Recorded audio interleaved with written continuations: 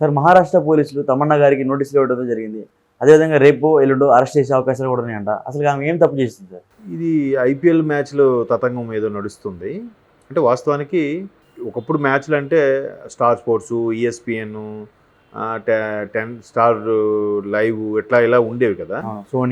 Sony ఇట్లా ఉండేవి. Sony max, set max అనేవారు. కానీ ఇప్పుడు మ్యాక్సిమం ఇండియాకి సంబంధించిన మ్యాచ్లు ఏవి కూడా న్యూస్ 18 వాళ్ళే తీసుకుని కవర్ చేస్తున్నారు. ఒక ఐపీఎల్ ఒకటే స్టార్ ఉన్నట్టుంది నాకు తెలిసి. అయితే ఇప్పుడు ఈ న్యూస్ 18 కూడా రిలయన్స్ వాళ్ళది అనుకుంటా, జియో వాళ్ళది. సో ఈ న్యూస్ 18 సంబంధించిన వాళ్ళు ఆ హక్కులు, ఐపీఎల్ హక్కులు తీసుకున్నప్పుడు ఫెయిర్ ప్లే అని ఒక ఈ యాప్ దాని ద్వారా లైవ్ని స్ట్రీమింగ్ ఇస్తుంది. అంటే ఇప్పుడు చూసారా మనకి ఆడియో ఫంక్షన్స్ అవుతుంది, లైవ్ అవుతాయి. లైవ్ అయినప్పుడు కొన్ని ఛానల్స్ TV9, ఎన్టీవీ అట్లా ఏవో ఛానల్స్ స్ట్రీమింగ్ చేస్తుంటాయి. అలా అవి చేసినా కూడా దాన్ని మళ్ళీ కొంతమంది దాన్ని ఏమైనా ఎంసీఆర్ వాళ్ళు అంటారు, మాస్టర్ కంట్రోల్ ప్యానల్ వాళ్ళు ఏం చేసి కొద్ది శాటిలైట్ వెళ్తున్న వేస్ పాస్ అవుతున్న డ్రాగ్ చేసి వాళ్ళు ఏదో సెట్టింగ్ మన హైక్ చేసే టైప్లో సిగ్నల్స్ హ్యాక్ చేశారు, హ్యాకింగ్ టైప్లో అలా చేసి వీలేస్తారు. అందుకే వాళ్ళు తెలుగుగా ఏం చేస్తారంటే వాటర్ వగ్గేస్తారు, ఎక్స్క్లూజివ్లీ సమ్ ఛానల్ పేరు ఎక్స్క్లూజివ్ అని చెప్పేస్తారు.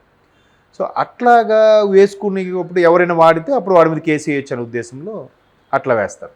సో ఇప్పుడు దీనికి ఓన్లీ రైట్స్ ఏదైతే దీనికి ఉందో అలా కాకుండా మ్యాచ్లకు కూడా స్ట్రీమింగ్ చేసేసి వీళ్ళకి వేసే ఆప్షన్లో పెట్టారు. సో దాని ద్వారా ఫెయిర్ ప్లే సంథింగ్ యాప్ ద్వారా చాలామంది వీక్షించడం ఏమవుద్ది, అసలు దగ్గర వీక్షించాల్సింది పోయి ఇక్కడ వీక్షించినందుకు వీళ్ళకి నష్టం వాటిల్తుంది కదా. అంటే సింపుల్గా చెప్పాలంటే పైరసీ అండి. పైరసీ ఏంటంటే ఇప్పుడు మంచి క్వాలిటీ ప్రింట్ రావాలంటే ముందు థియేటర్కి వెళ్ళి చూడాలి. అప్పటికి మళ్ళీ కూడదంటే హాట్స్టారో, నెట్ఫ్లిక్సో ఏవో ఉంటాయి కదా, వాటిలో మనం స్ట్రీమింగ్ చేసి చూసుకుంటాం. బట్ వాటిలో వచ్చిన కూడా కాపీ పేస్ట్ చేసేసి కొన్ని ఉంటాయి ఛానల్స్, ఆ ఛానల్స్కి వెళ్ళి డౌన్లోడ్ చేసి మంచి క్వాలిటీ ప్రింట్ తెచ్చుకొని చూసుకుంటుంటారు. సో అట్లాంటిది ఎన్నిసార్లు వాళ్ళు లాక్ చేసినా కూడా వాళ్ళు ఐపీ అడ్రస్ మార్చేసి మళ్ళీ కొత్తది ఇంట్రొడ్యూస్ చేయడం గట్రా చేస్తుంటారు. సో ఇప్పుడు తమన్నా గారికి ఎందుకు ఇచ్చారంటే దీని సంబంధం ఫెయిర్ ప్లే సంబంధించి మేబీ అందులో ఆవిడకి రైట్స్ ఉన్నాయా లేదా ఫెయిర్ ప్లే సంబంధించి మేబీ అంబాసిడరా క్లారిటీ లేదు. కానీ సో ఆమె ద్వారా ఛానల్ దీనికి అవుతున్నారు కాబట్టి ఆమెకు ముందు సమన్లు పంపించారట. మీ రేపు 29న ఎప్పుడు హాజరు కావాలని కూడా పెట్టారు. అప్పుడు కానీ హాజరు కాకపోతే మళ్ళీ అప్పుడు అరెస్ట్ వారెంట్ ఇష్యూ చేసే ఛాన్సెస్ ఉంది. కానీ బట్ సహజం, ఇప్పుడు ప్రతి ఒక్కరు కూడా ఫోన్లో చూసేస్తున్నారు. ఏదో ఒక పర్టికులర్గా ఒక ఐపీ అడ్రస్ దాన్ని హ్యాక్ చేసి ఎవడో ఒకటి పెడితే ఆ ఫ్రెండ్ అరే దీన్ని నా దానికి వస్తుందిరా, ఎలా వస్తుందిరా అంటే నాకు ఆ పాత అడ్రస్ పెట్టంటే పాత అడ్రస్ పెడతాడు, ఆ ఐపీ నెంబర్ ఏదో చెప్పి నోట్ చేసుకొని వాడు ఫోన్లో కూడా చూసుకుంటున్నారు. ఇలా కూడా స్ప్రెడ్ అయిపోతుంటారు. అలా స్ప్రెడ్ అయినప్పుడు వాళ్ళకి ఏం తెలుస్తుందంటే మా ఛానల్లో డైరెక్ట్గా పర్టికులర్గా చూడట్లేదు, లేదా ఏదైతే డిటిహెచ్ ద్వారా అంటే కేబుల్ కాకుండా డిటిహెచ్ ద్వారా ఏవైతే ప్లే అవుతున్నాయో ఆ డిటిహెచ్ వాళ్ళు కూడా కొంత వాళ్ళకి పే చేస్తారు కదా. అలా పే చేసుకున్నప్పుడు వాళ్ళకి అంత స్ట్రీమింగ్ కానీ లేదంత అంతమంది చూస్తున్నారనే వ్యూస్ కానీ రేటింగ్ కానీ రాకపోతే వాళ్ళకి మళ్ళీ నష్టం. వాళ్ళకి యాడ్స్ రెవెన్యూ జనరేట్ అవ్వదు, ఎవరు వాళ్ళు కూడా ఇవన్నీ ప్రాబ్లమ్స్ అవుతాయి. కాబట్టి అల్టిమేట్గా ఎవరైతే దాని రైట్స్ డిజిటల్ రైట్స్ కొనుక్కొని ఉంటారో వాళ్ళకి నష్టం వాటిల్లే అవకాశం ఉంటుంది. కాబట్టి వాళ్ళు కేసు వేస్తారు. అది ఆవిడ చేశారా, ఆవిడ అలా పనిచేయడం వల్ల ఆ సంస్థకి ఆవిడ బ్రాండ్ అంబాసిడర్గా చేయడం వల్ల ఆవిడ మీద కేసు వేశారా లేదంటే అందులో షేర్లు ఉన్నాయనేది నాకు అవగాహన లేదు. బట్ మొత్తానికి ఆ ఫెయిర్ ప్లే సంబంధించి ఆ తమన్నా గారు ఆ బ్రాండ్ అంబాసిడర్గాను యాడ్స్ సంబంధించి రావడంలో సో ఈవిడ ఎంతమందికి లింక్ అప్లై చేశారు కాబట్టి వాళ్ళందరూ దాంట్లో చూసుకున్నారు. అసలు వాళ్ళకి నష్టం వాటిల్లే అవకాశం ఉంది. కాబట్టి ఇప్పుడు అంతా మరి మార్కెటింగు రెవెన్యూ అంతా కూడా యాడ్స్ పే మెయిన్ కదండి.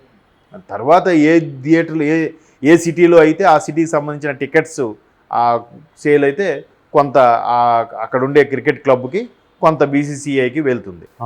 సో మిగతావన్నీ కూడా త్రూ ఆ టీవీలో చూస్తారు. కాబట్టి టీవీ అంతా కూడా యాడ్స్ ఇన్కమ్ కదా, ఆ రెవెన్యూ కదా మెయిన్.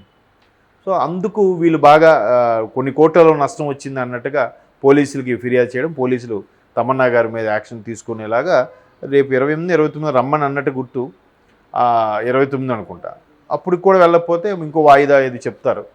ఈసారి అరెస్ట్ వారెంట్ ఇష్యూ చేస్తారు కానీ డైరెక్ట్గా అరెస్ట్ చేస్తారని అయితే అనుకోవట్లేదు అది.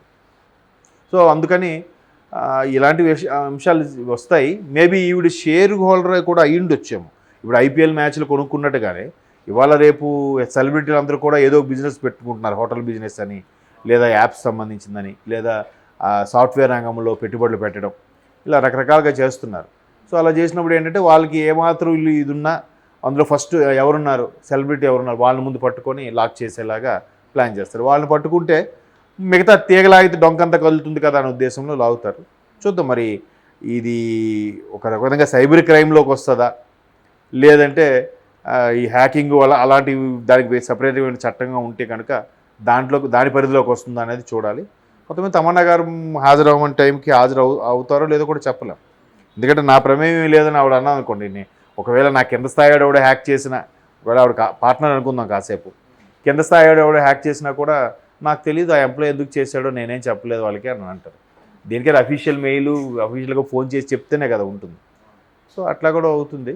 బట్ ఐపీఎల్ది ఇలాగా స్ట్రీమింగ్ చేసేయడం అనేది అందరూ టీవీల కింద కూర్చొని చూస్తారు కాబట్టి అలా చూడని వాళ్ళు ఎవరైతే జర్నీలో ఉన్నారో మిగతా వాళ్ళందరూ కూడా హాస్టల్లో గట్రా ఉన్న వాళ్ళు ఫోన్లో చూసుకుంటుంటారు. అటువంటి వాళ్ళు ఎలాగూ చూడలేరు కాబట్టి వాళ్ళ సౌలభ్యం కోసం కల్పించారేమో వీళ్ళు కూడా, ఈ ఫెయిర్ ప్లే వాళ్ళు.